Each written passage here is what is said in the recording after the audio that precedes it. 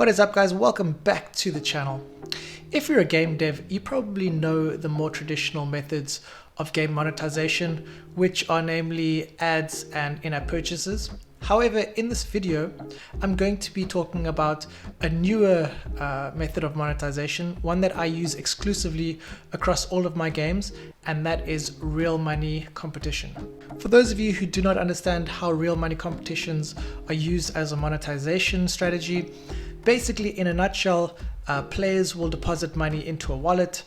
They will then use that money to enter into online competitions where they play against somebody else, and then the winner will win both entry fees, obviously minus a small fee which the developer gets, as well as whatever platform you're using. In my case, I'm using Skillz, so they will get a portion of that entry fee and I will get the other half. In this video, I'll be sharing 5 tips for creating a game specifically designed for real money competition.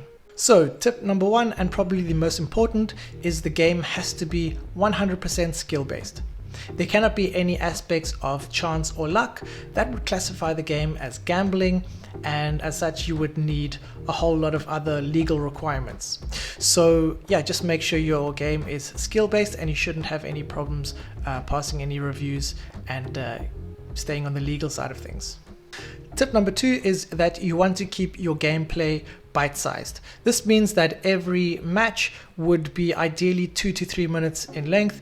And the reason for this is that you want players who are competing for money to play as many games as possible. So the more games they play, the more revenue you actually make. So if your game is 20 minutes long, chances are they're only going to play 1 or 2 games and then move on.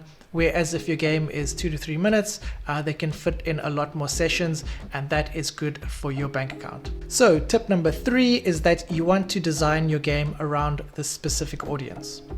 And this audience who enjoys real money competitions is much older than, let's say, a hyper casual audience. In hyper casual games, you'll see a lot of ads. That's simply because the demographic is mainly too young to be able to purchase anything within the app. And it's exactly the opposite with the audience that enjoy real money competition games.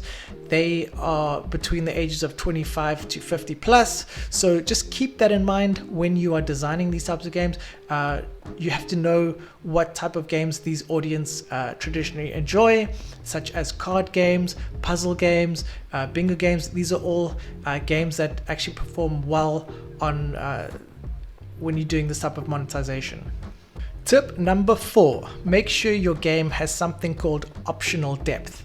Now, optional depth simply means that your game is easy to pick up for beginners, but it also has a layer of progression that allows more experienced players to challenge themselves. This is really important because you want the beginners to come into your game and practice and enjoy it and have fun and eventually feel confident enough to play for real money.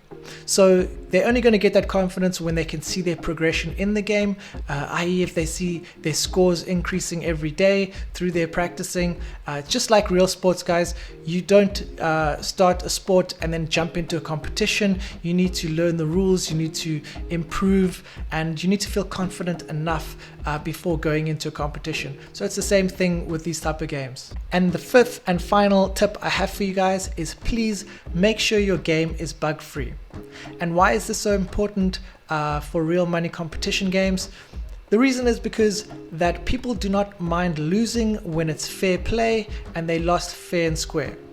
They do, however, mind losing when it's a bug in your game that caused a glitch, maybe the screen froze. And what's going to happen in that example is that you're going to end up paying a refund for the entry fee, and that's going to hurt your pocket. So please make sure your game is bug free and that you do a lot of testing, because people are playing for real money, and besides the negative reviews, like I said, you're also going to be paying refunds, and people are not going to be playing your game for a long time if there are a lot of bugs. I hope you guys enjoyed that video. If you are thinking about using this monetization method, let me know in the comments below. I'd love to hear your opinion. And if you did like this video and found some value in it, please smash that like button, subscribe if you want to see more of this. I will see you on the next one. Stay safe and peace out.